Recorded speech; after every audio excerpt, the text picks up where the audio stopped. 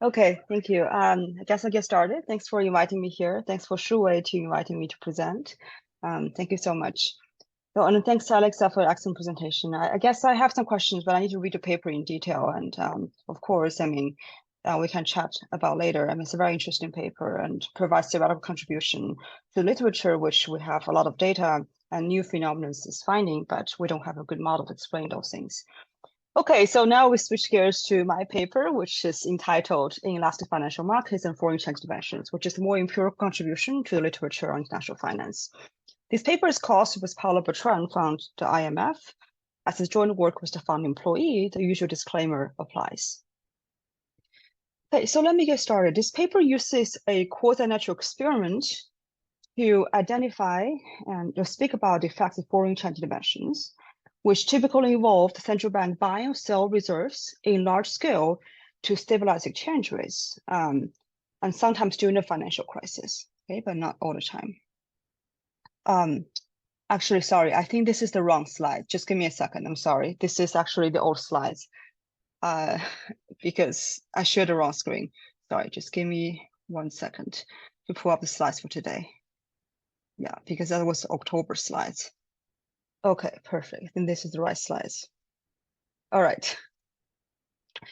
Okay, interventions sometimes happen in financial crisis and come in large magnitudes. For example, in the post-taper-tantrum episodes in 2014, as the Federal Reserve Bank tapers down QE, the emerging market central bank responded by having a huge selling period of foreign reserves to fight against depreciation pressure in the local currency.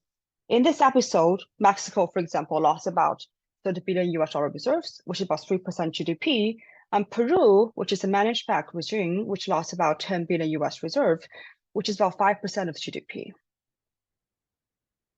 Okay, given how costly those interventions are, and how sizable they are, a key policy question to ask from a macro finance and policy perspective is that, do these interventions work at all? Are they effective to stabilize exchange rates? Well, if you look at the traditional macro finance models, this includes the first year macro sequence, also what we teach undergrads in textbook. Those are the traditional macro finance models, like a Mendel-Fleming type of framework or the Oxford-Rogoff. In those framework, uncovered interest parity condition holds, home and foreign assets are perfect substitutes. Intervention would have no traction exchange rates, and it will simply be a reshuffling of assets between home and foreign households. Okay. However, if you look at the asset price literature, both theoretical and empirically, you will see a very different picture. In those literature, they predict that home and foreign house assets are far from being perfect substitutes, and the financial markets are far from being perfectly elastic.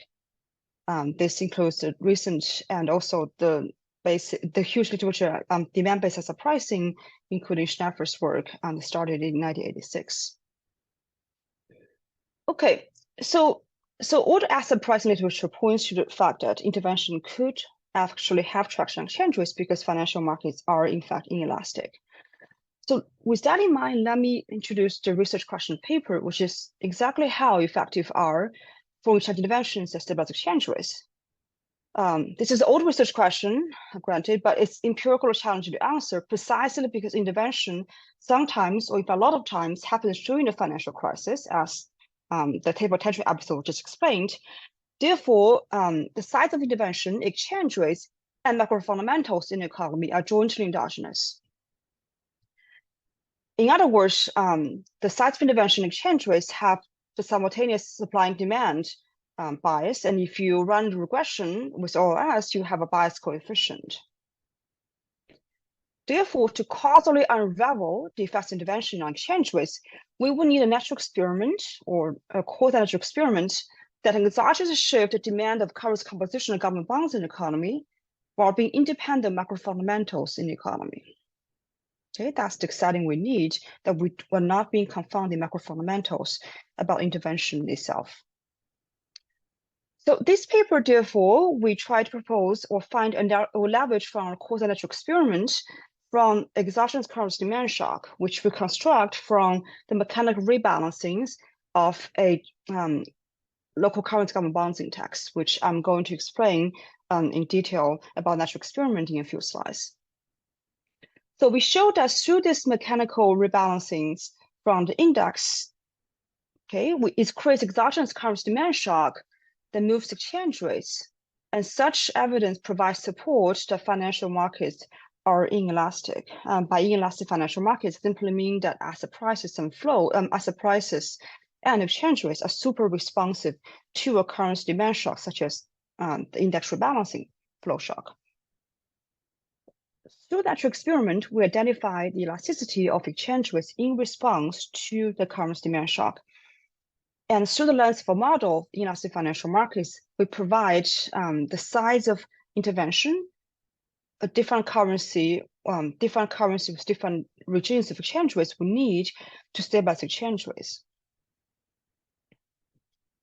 Okay, so let me give a preview results before I go to details of paper. So first of all, we find that currency demand shock that we constructed moves exchange rate significantly, both in the short run and long run. In the short run, if you want some numbers of elasticity, we find that about 1 cent deviation of the shock, which is about 2.5 billion US dollar flows for a median country in my sample, which is like Colombia, for example, moves exchange rate about 1%. And the long run, the effects last for about 3 months. Okay. Sorry, can I ask you a question? Yeah, please. Just on the summary statistics, I think.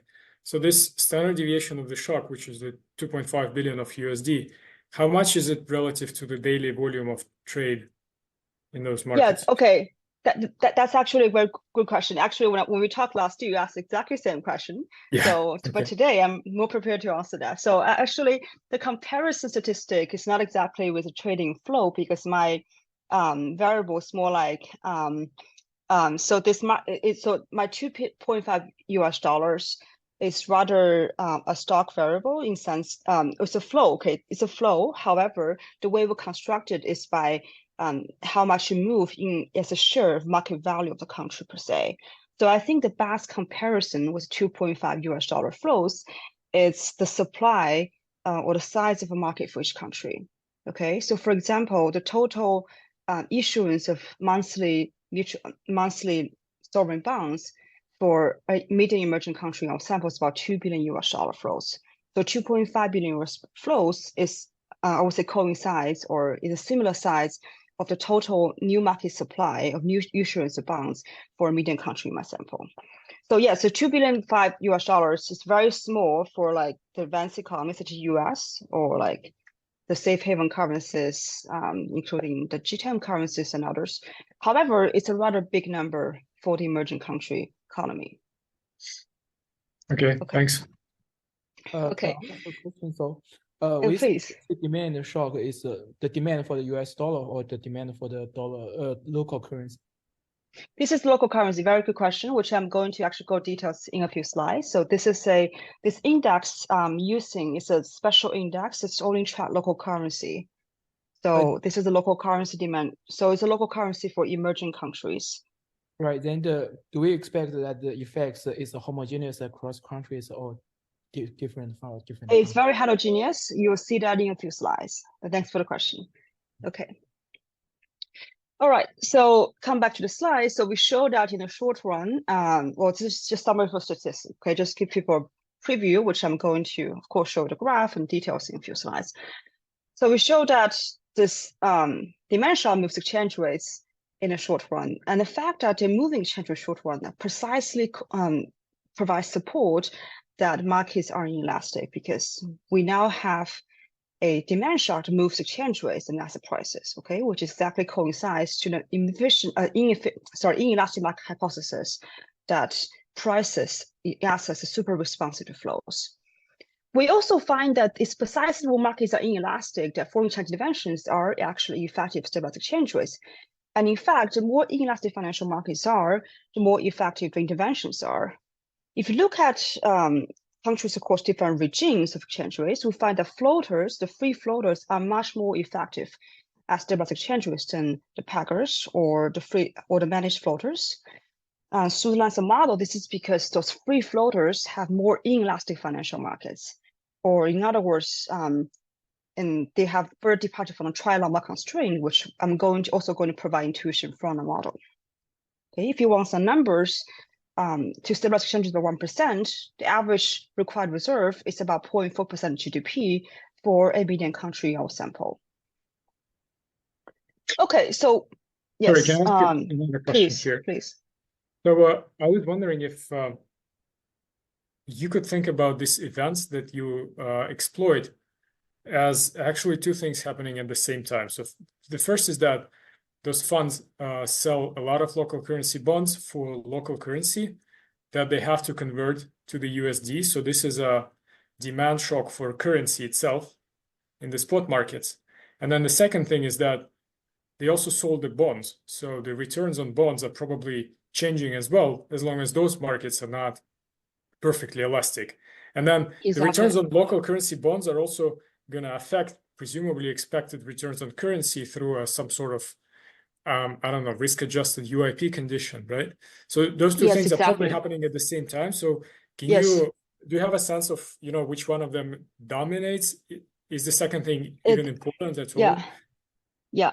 Okay, that's a very good question. So let me just rephrase the question. So you're saying that, so I have local currency demand shock, but so the traders or the investors, they have to switch their currencies to purchase local currency bonds, right? So it's a demand shock for both currencies and the bonds at the same time. And which one is bigger?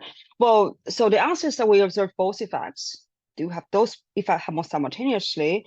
Which one's bigger? Well, I'm not sure they're exactly comparable because the response in exchange rate is actually much more responsive than the yields response, which are basis points. But exchange rates are in percentage points, so they're much larger.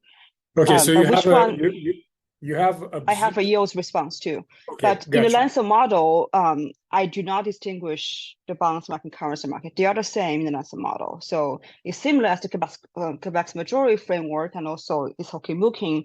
There's no difference between CIP and UIP deviation. We have the same type of markets where the demand for currency shock is similar or in the same case, same fashion as a bond shock. They have the exact same mechanism. Yeah, and they both lead to deviation in a UIP condition. Okay, so we don't differentiate these two markets. Sorry, just to follow up on this. So the models you just mentioned, do they mostly deal with short-term bonds, like with a very short maturity that is really indistinguishable from currency? So is it true or not? This is a question about the models. And then what is the relevant maturity for your sample?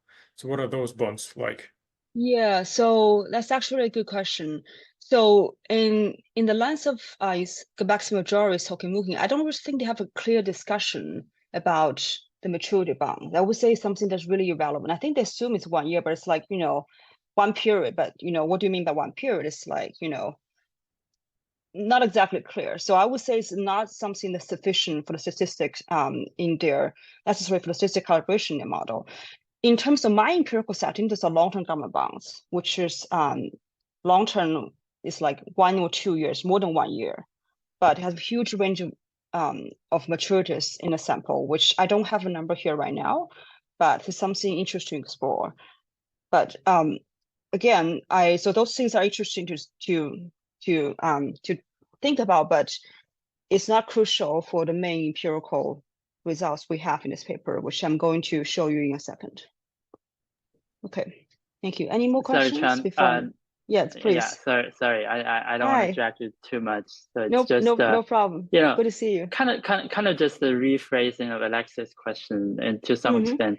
So are you mostly thinking about this demand shock as some sort of?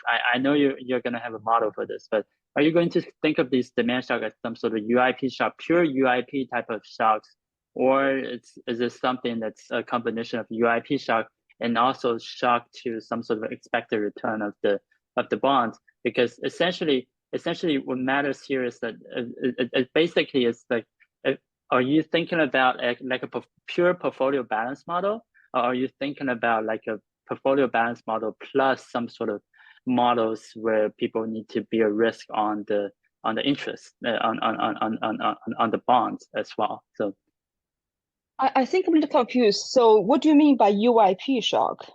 So essentially so how about here, this? Yeah. So how about this? I think this is a question. Right? Sorry, this is a question. Maybe it's good to defer. I think when we see the model, it's clear to see, because when people talk about UIP shock, literature have very different, mindset about Mhm. what they mean, right? They could be exogenous shock, or could be like a taste shock, or preference shock, which is exogenous. Just, you add a return differential on interest rate, but it could also be endogenous shock, which is like the one I capture here in my model, an empirical setting, which I think those are things I would ideally want to defer. We can talk more about that in model setting. Sounds good? Okay. Thanks for asking questions. But I guess perhaps some questions are easier when we move to show more details about empirical setting and also about the model. So, okay, I'm just going to be really brief about this slide, which is about the main literatures that the papers speak to. So, most importantly, compared to the literature on FXI, which is both empirical and theoretical, we find a clean identification to speak about FXI. It's the main contribution to the policy literature on FXI. Compared to literature on index rebalancing as a demand, however, we focus on the macro elasticity, which is aggregate elasticity in the currency market where the policymakers can directly draw implications from. This is something that no one has been able to do. In addition, we speak to the huge literature on exchange rates in asset financial markets, which is the burgeoning literature in the recent years, and also, of course, the gigantic literature on forecasting exchange rates, starting from the Farmer's paper 1984. Okay, with that in mind, let me start with the natural experiment that I've been keep telling you about, and let me go to details about institutional background. So this index I had in mind, it's called GPIEM, Global Diversified. It's a very long name, but it's the largest local currency government bonds index for emerging countries, published by JP Morgan. Okay, so by largest, what do I mean? I mean that this is the index has the largest, has an asset under management that's really huge. If you want a number, JP Morgan reports that this assets is about $200 billion in 2019.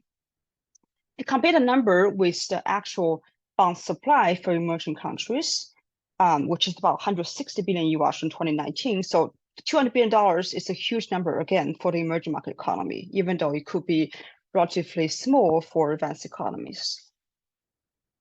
In addition, if you go to EPFR dataset, which is a leading mutual funds data provider in the world for emerging country mutual funds, if you count all the mutual funds there tracking a local currency government bonds index, you'll find that about 90% of them are tracking at least one version of GPIEM. This again adds to popularity that this is really the largest local currency government bonds index for this emerging market sovereign bonds asset class. Okay, but identification in this paper crucially relies on the mechanical rebalancing of the index that happens at the last business day of the month. Okay, before I go to the rebalancing scheme, let me just introduce some notation so make sure we're on the same page. So there's two notation I want to introduce. Is QT, which is actual sovereign bonds outstanding of the country, and this QT hat, which is how much people can choose to include in the index, okay, in their basket. So QT hat is proportional to QT. So the larger the country is, such as Brazil, much larger than Argentina, the QT hat will be larger in the index of JP Morgan. Okay. And the weight of the country of Brazil will be bigger too, because it's simply larger.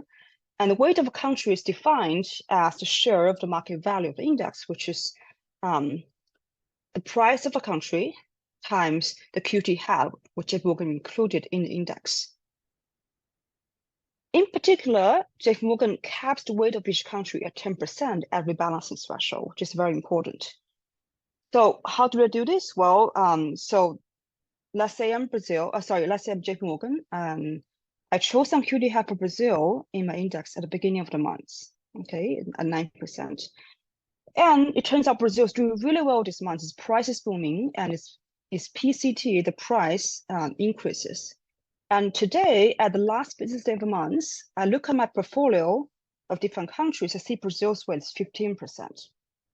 Well, I have to balance Brazil down from 50 to 10 because I have this mechanical rebalancing rule.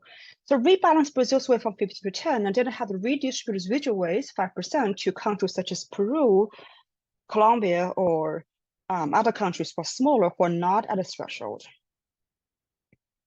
So therefore, in this event of rebalancing, me and Jeff Morgan changing the QT hat and changing the weight of different countries in my index going up and down, I create exogenous currency demand shock for the mutual funds providers who are tracking this index to buy or sell the positions of local currency government bonds simply to comply with the mechanical rebalancing mechanism and generates huge capital flows across countries that moves exchange rates.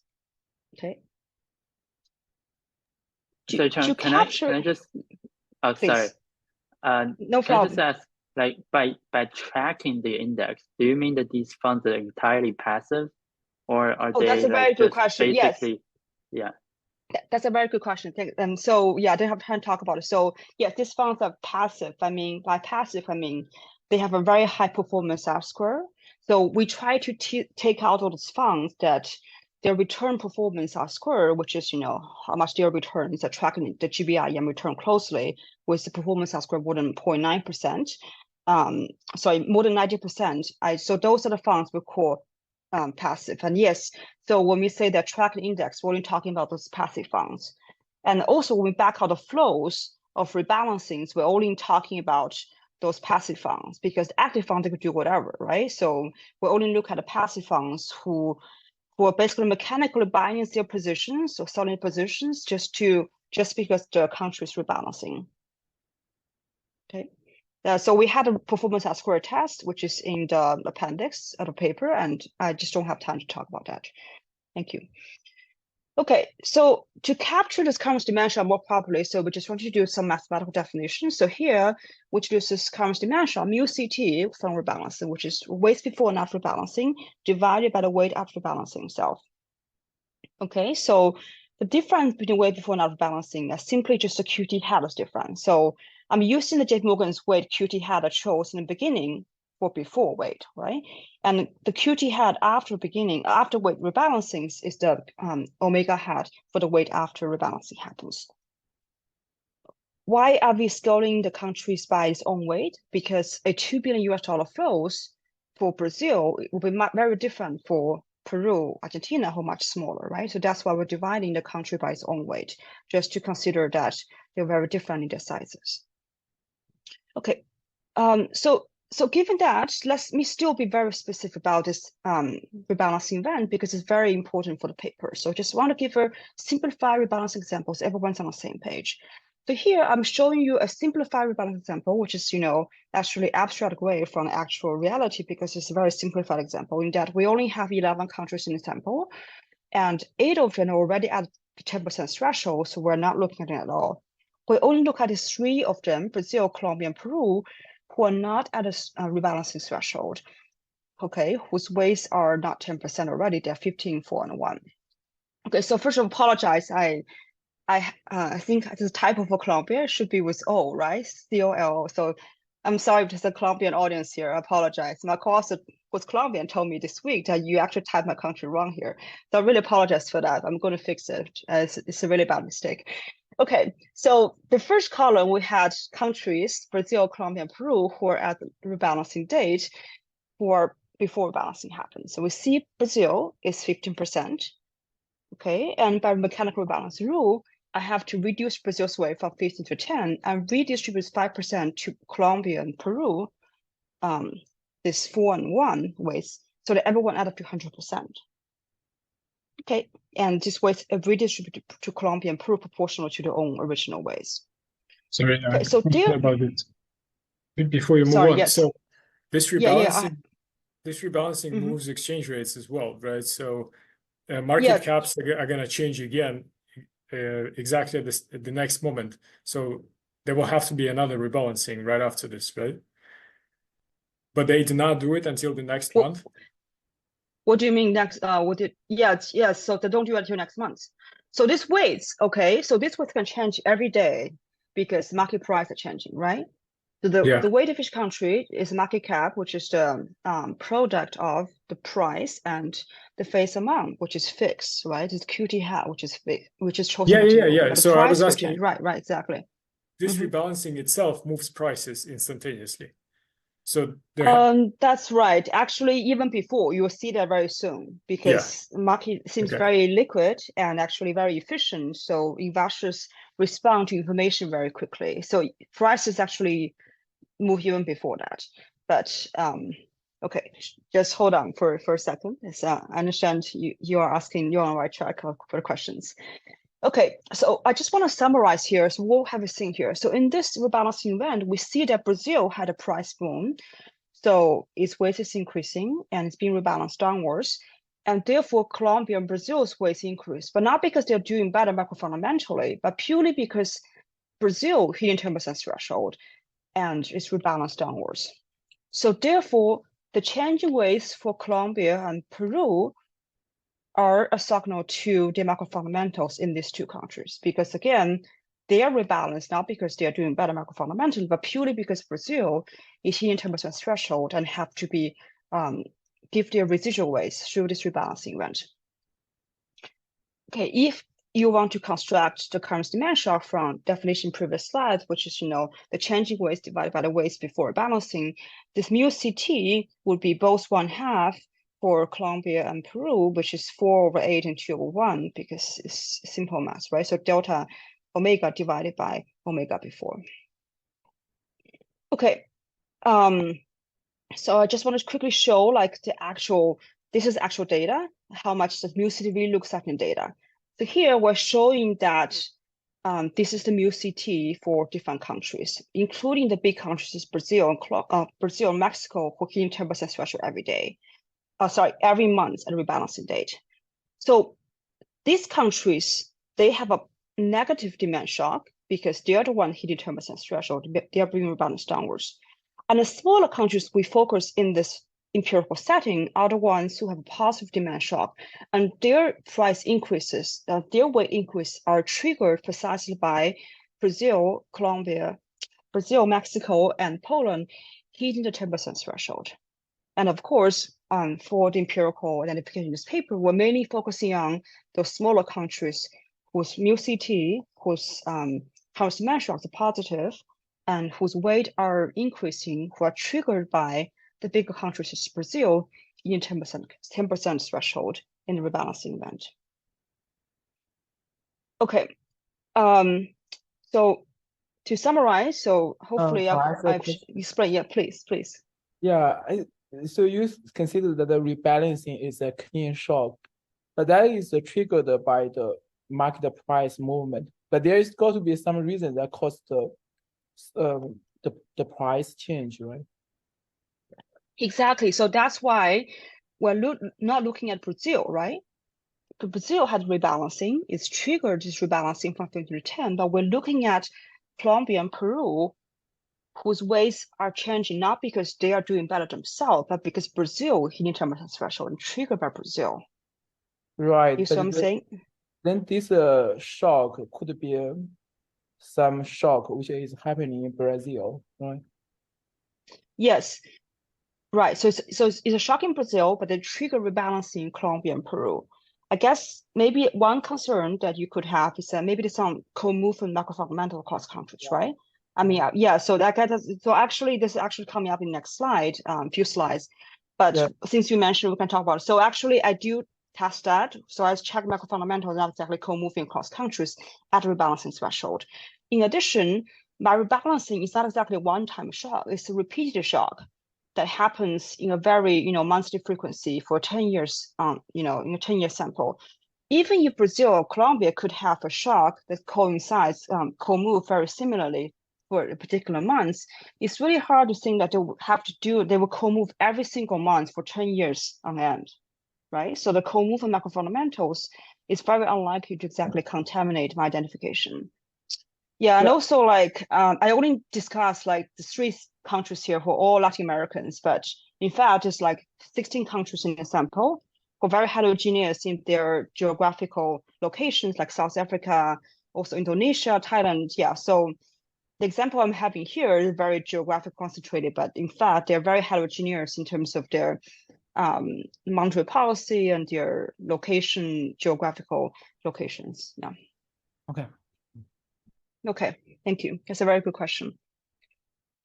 All right, so with the natural experiment in mind, I want to discuss the main empirical findings about exchange rates and relation to currency demand shock, which actually goes back to Alexis' question earlier. So in fact, the main finding we have is about the relation between exchange rates and the currency demand shock. So we find that this is the fact number one we had in this paper, which is the exchange rates are responding to the currency demand shock in a short run. We find that a standard deviation of the shock, which is one UCT, which is about 2.5 billion US dollar flows for a median country sample, leads to a 1% exchange rate appreciation in a short run. So here, I'm just running the regression of exchange rate change on the currency demand shock, UCT, which controls of both time and country fixed effects. So let me just be clear about how I define exchange rates, which is the cumulative exchange rate change in local currency per US dollar. That's the vertical axis here. So exchange rate change are defined since 28 days before rebalancing happens at time zero. Why am I doing 28 days before? Because rebalancing happens monthly frequency. I can only go back as far as minus 28 days to make it so that it doesn't get too noisy. Okay, and the horizontal axis again is the change. It's the days before and after rebalancing, where rebalancing happens exactly at 0.0. So I'm a little confused. I'm sorry. Yes, so your shock is monthly, but your exchange rate data is daily. How do you do the regression in that case? Oh, so this is every single data regression. So I'm basically expanding the window, and every single window I'm expanding a change with change on a different day. I'm running on the same shock, right, at time zero. Okay, so the whole exercise here is want to show that number one, exchange rate is responsive to the shock, and secondly, it's actually Alex already predicted. Sorry, I think Hao Nan predicted earlier, which is that investors are super responsive to the shock even before the rebalancing happened time zero.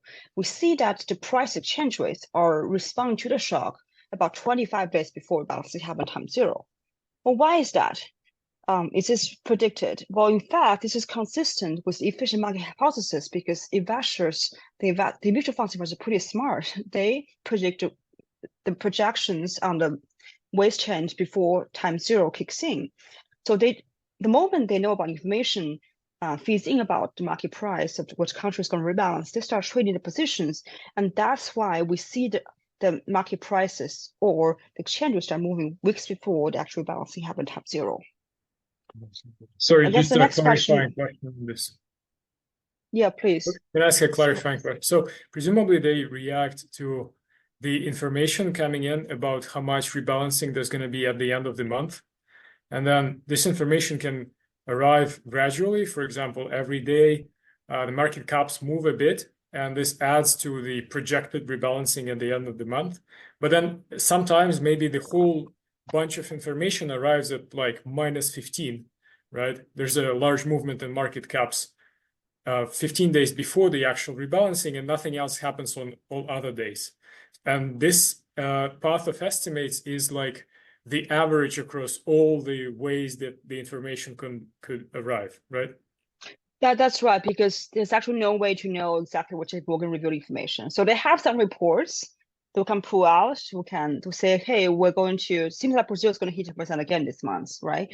Seems like Mexico is going to hit 10% again. So of course, Argentina's waste is going to increase because Brazil is going to be rebalanced downwards again. But yeah, so it's very unclear and it's not very, synchronized about exactly when the real information and when you actually find out about that. So there's no way to really do this very clear identification. Yeah, but this is a good question. So instead of just, figuring out which when information becomes available, we take the entire window of the exchange rate change in response to the shock, which is minus 28 days to plus 25 days after balancing, which is the entire window of the exchange rate change in response to the currency demand shock, with information slowly feeds in to the currency market. Okay, so we take the entire window of the exchange rate change as elasticity that we're going to use in the model estimation later.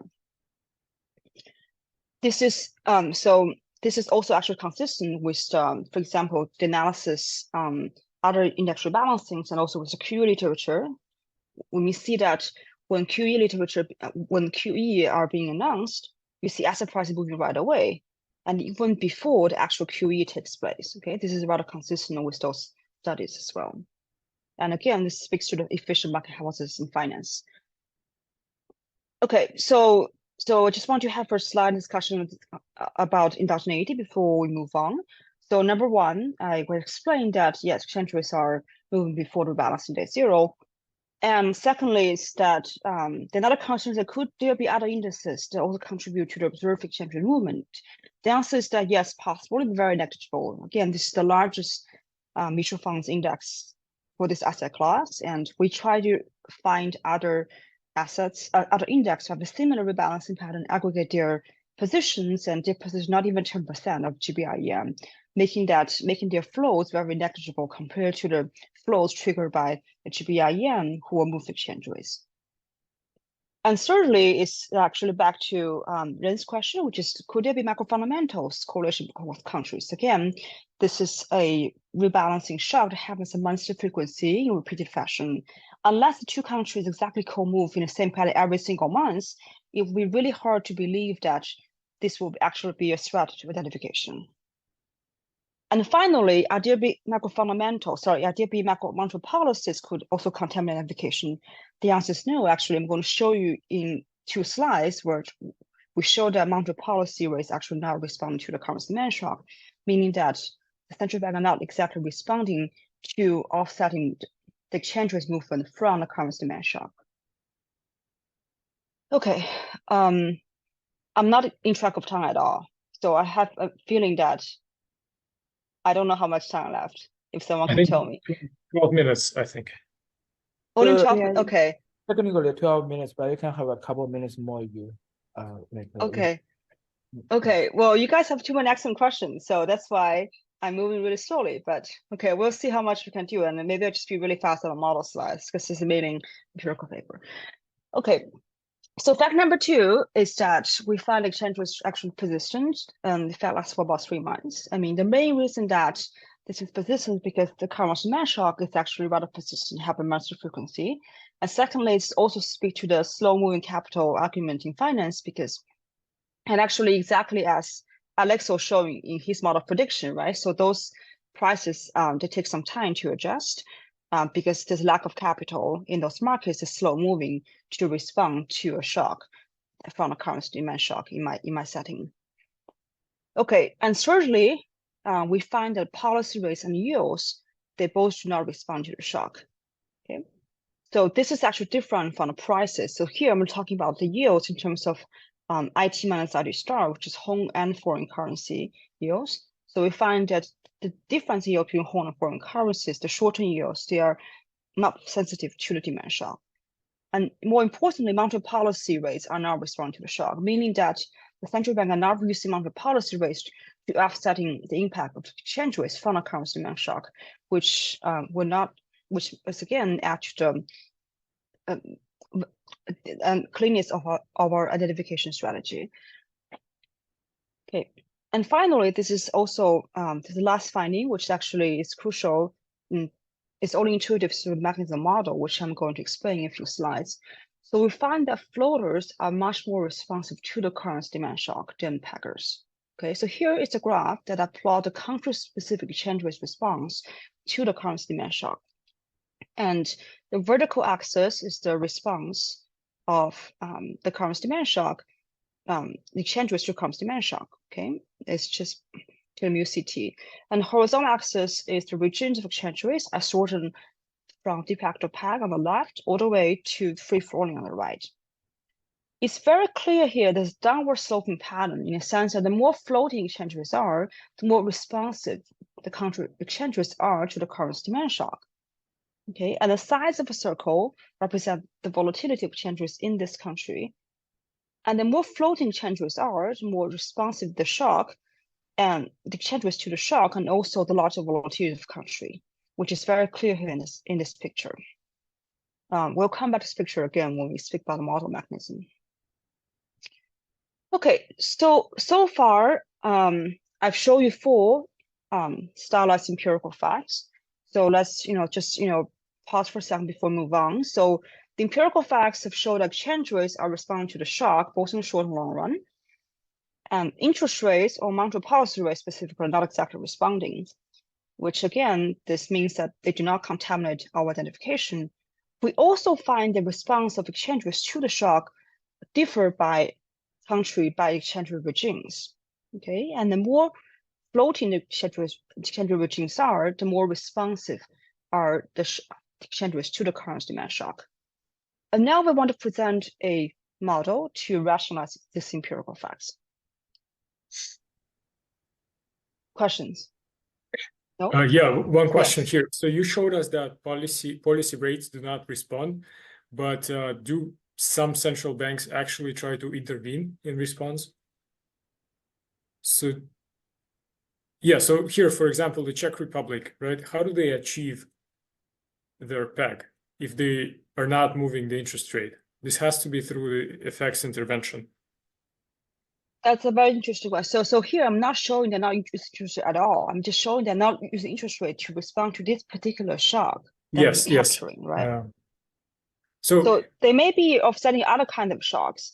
Well, there's different ways to do pegging, right? I mean, they could through interventions, they could through monetary policy, or it's just through a credible peg regime, which is other instruments by the central bank to achieve the peg. okay, but just to clarify, you're gonna now in the model argue that they actually do not even need to do anything in the countries where there's a peg, and they do not do anything, and then still those rebalancings do not have any effect. I'm not saying that do not do anything. So here's the thing. Okay, so their exchange rates will be responding, or monetary policy rates will be responding to some kind of noise-related shocks, which is those irrational shocks, like the kind of exogenous flows, which is like the flight to capital flows. Okay, like I'm sorry, I apologize. But I'm just saying that, Let's go to the model. No. I'll just let you explain the model. I should have waited. No. Sorry, I'm not sure this will be exactly clear from my model slide, which is very simple here. My point is that they're not exactly offsetting this particular currency demand shock I'm capturing, but doesn't mean that they're not capturing the other type of currency demand shock, right? But precisely because they do not respond to this particular shock, which make my identification clean, and I can back up some model parameters. But it doesn't mean that the central banks always don't do anything. They could be doing a lot of things to other kinds of, movements in the currency markets, but just not exactly for this currency demand shock for the index rebalancings, which is actually very reasonable. If you see CIP deviations, which always spike at the quarter end, as the mentioned in this paper, the banks also not do anything to allow this arbitrage to take place, right? They are not exactly trying to profit away those benefits at the table. There's money left on the table. So exactly in a very similar logic, I think central banks seems to not doing anything exactly offsetting this currency demand shock triggered by rebalancings of the index. So that's my understanding for this market. Okay. Okay, sorry, I know I have limited time, so let me just be quick here. So again, our fact that exchange rates are responsive to the shock but not interest rate nullifies UIP condition. So therefore, we want to propose a model that has different types of shocks that would actually capture the observed empirical pattern we saw earlier. So here, maybe it's back to Haonan's question, which I'm actually were kind of shocking in my UIP, but here, at least I'm in the same kind of mindset as his Hawking-Mooking's paper, in that we have this endogenous currency demand shock, which is this lambda city here. They are the ones who embed with demand quantity shocks, for example, my currency rebalancing. And all these taste shocks or exogenous risk premium shocks, such as firing or burning, they are the exogenous shocks, which is in this bracket here. They include capital control shocks or a preference shock that's act on as exogenous return differentials on interest rate. Okay, so they do not change the equilibrium allocation of assets and prices for the UIP deviation. Okay. We also test that those exogenous currency demand shock, from measured empirical, they're not responsive to my currency demand shock from rebalancing. So the only model, again, to summarize, the only model that could really rationalize with the observed empirical facts are a model with endogenous UIP deviations, that there must be a shock that coming from the endogenous component UIP, where a quantity demand shock leads to exchange rate movements and translate into UIP deviation. That's the kind of model we need. So we built a very simple model.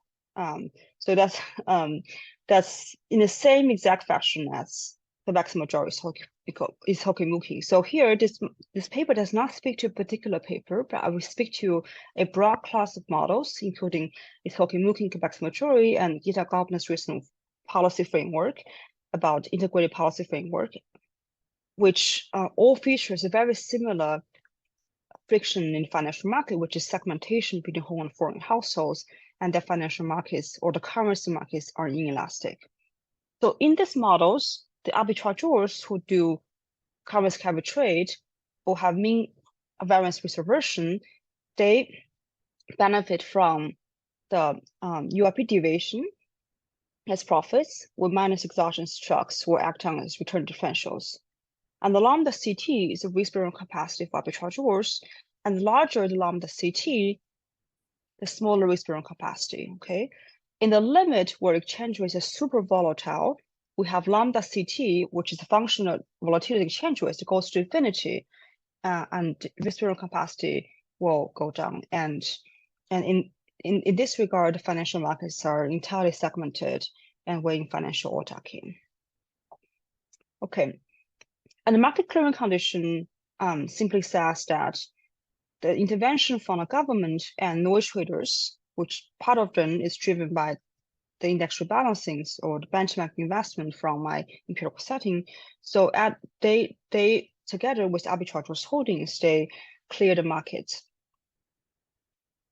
Okay, so I only need these two equations in the paper. In fact, using these two equations, I can simply combine equation 1 and 2 and try to understand what exactly is my empirical evidence show earlier.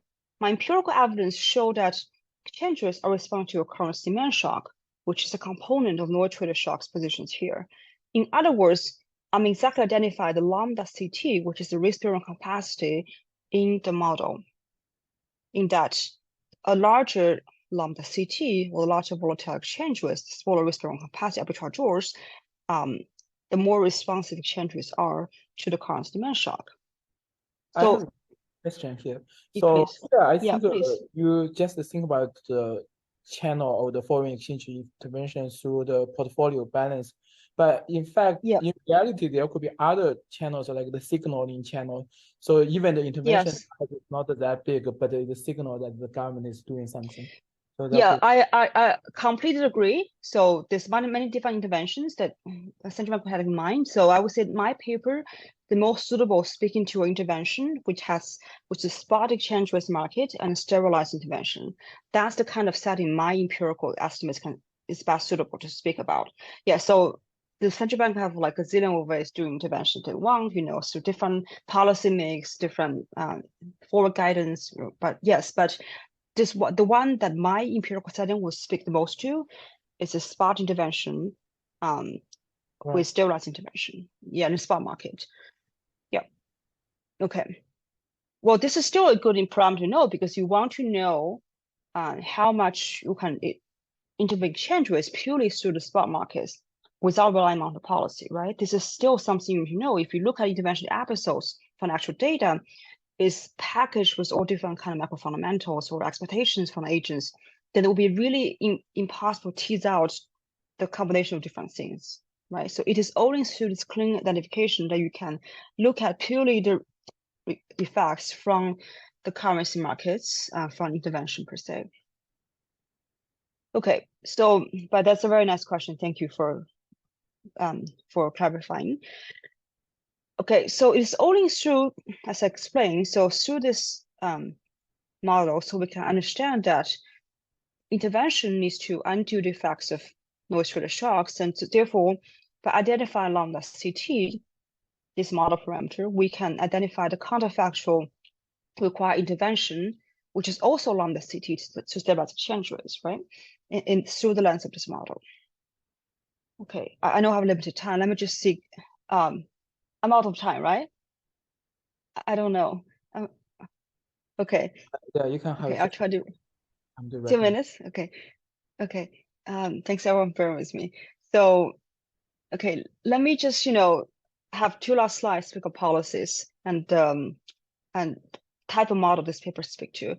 So we are talking about or addressing this paper about inelastic financial market is a new class of trilemma constraint, which we propose in Soki-Mooking also with Gita Gopinath's recent paper, which calls this as relaxed trilemma.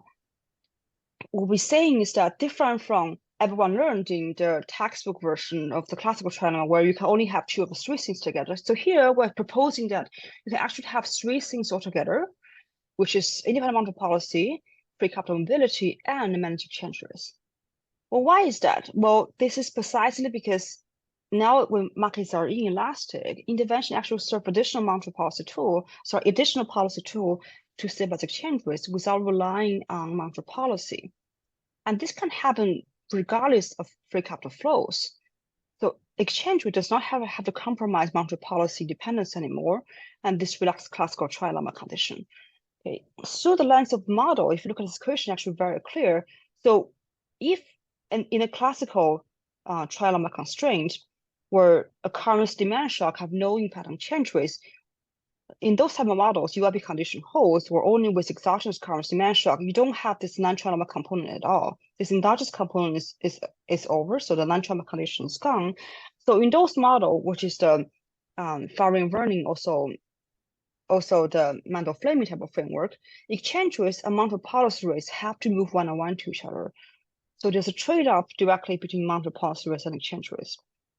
It is only when markets are inelastic that we have this non-trilemma component, where we have UIP deviations endogenous driven by this non-trilemma component, that intervention can serve as additional policy tool to stabilize exchange rates without relying on monetary policy.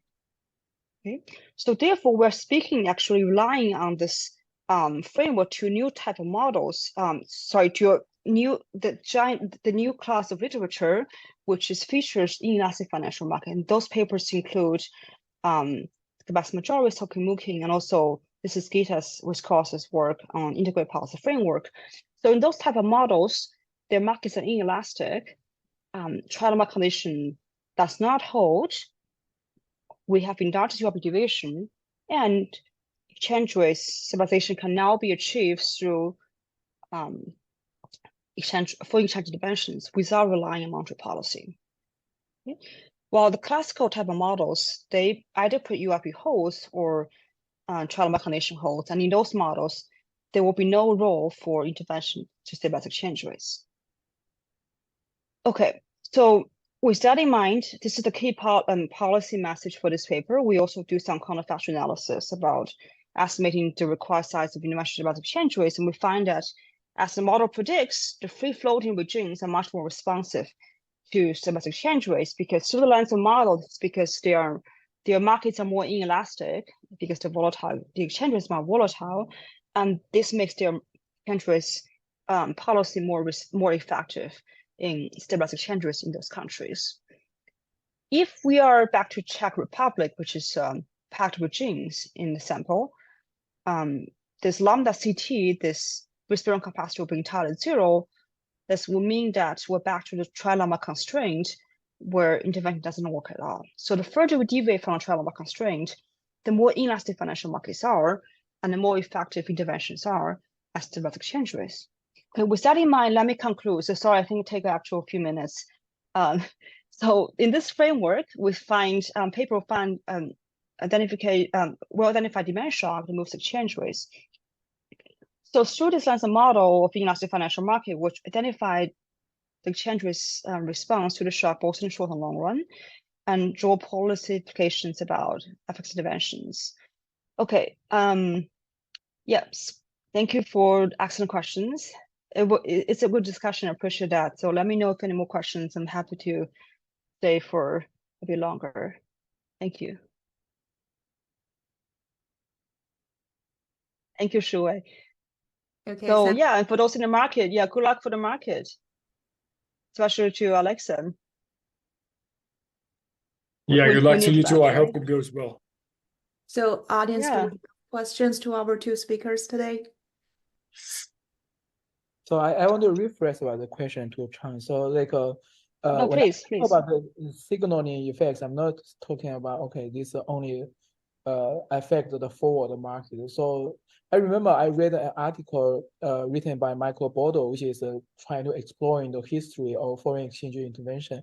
So basically, he focused more on the U.S. market, but then the thing is, even like the interventions during the 1980s, the size is not that big, but it has big effects because it's a signal that the U.S. is transferring from non-intervention policy to like intervention policy. So this gives the market a signaling that the government is intervening right now, or the central bank is doing the intervention now, and then this has a big effects. But even you look at the intervention in the 1990s, even the size can be bigger, but the effects is small. So basically what I'm saying is here in your market, in your paper, you are doing the counterfactual analysis saying, okay, if we want to cause exchange rate to move 1%, how much intervention we do, but your analysis is confined within the framework that you are only considering the portfolio balancing channel. So there could That's be right. channels there. No, I exactly agree with you. Yes, you are right. So yeah, so that's so this one, yes, I'm exact. You are exact. No, everything you said, I agree. So I have nothing to object to. So, but I just want to be clear that yes, my framework does only speak to intervention, which only happens through buying or selling reserves to stabilize exchange rates. There could be other type of interventions that through different policies, as you were describing, those kind of scenarios. But yes, so unfortunately, the paper cannot give an estimate for that. Right. But even if the intervention is just buy or selling reserves, this action is observed by the market. How the market interpreted can be different. If it changes, if this is if the government never intervened before, but now suddenly they intervene, and then like and this gives a signal to the market. It's still the intervention itself. It's still buy and sell reserve, but yeah. Channel you are describing. So yes, I see your point. So you're basically saying that, okay, what if there's some market expectations from the agents, right? That's what I'm saying. But if you do model counterfactuals, you can put in whatever parameters you want to do for the agent expectations or different process, right? But if you want to simulate a counterfactual model and you need an elasticity number from the currency market, my paper gives the number you will need to do the model counterfactuals, right? This is purely, you need a number just from, think about, you throw away all the expectations, there's no expectation channel, there's no other policy mix of whatsoever. What can you achieve through the currency market by just buying or selling reserves? And my paper can give you the number to the policy counterfactuals. But of course, you can bring in different expectations from different agents or different process, whatever you want to do. But yeah, but that's outside the scope of this paper. And another question is, you're talking about the inelastic demand. So that elasticity in your model is mostly depends on the capacity, risk-bearing capacity parameter. Is that right? Yeah, so it's a risk-bearing capacity arbitrage. It was actually in a similar fashion as Alex's paper, actually. I think all asset pricing paper have a similar taste. So, right, so that's like risk premium. I mean, he had a portfolio of risk premium here. I'm having the risk premium for DYP, which is foreign government bonds. So the risk premium for that thing depends on the risk premium arbitrageurs multiplied by the arbitrageurs holdings of assets, which is actually just it's all the same thing. It's just different parameters inside, different microstructure, but the big intuition is all the same, I think. So when you say the inelastic, then basically it implies that the risk-bearing capacity for the financial intermediaries is actually quite low, right? Yes, because lambda, when lambda is big, that means risk-bearing capacity is low. Yes, so exactly right. So in the limit where so if you back to the limit where, so I actually had this in the limit where lambda is 0, right? That would mean the risk-bearing capacity is infinite. This is the other extreme. This is actually back to the Patek treasury regime. So, for example, so all this turnabout trilemma constraint, the non-trilemma term will be gone. And we're back to the model where the Mondon-Fleming framework, where UIP condition holds, and we have no role for interventional policy at all from the foreign exchange markets. So in those markets, a currency demand shock or intervention would have no traction on exchange rates at all.